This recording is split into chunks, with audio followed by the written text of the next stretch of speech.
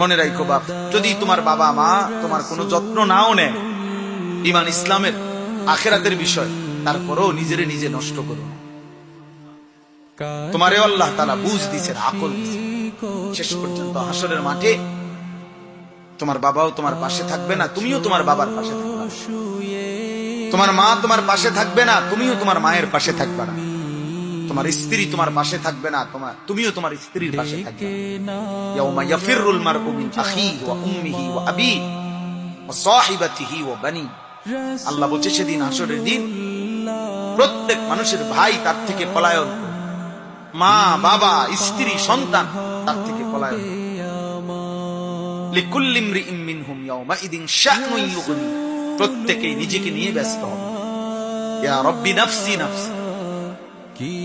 আল্লাহ বলেন তোমাদের সকলকেই একজন একজন করে আমি আল্লাহর সামনে আসতে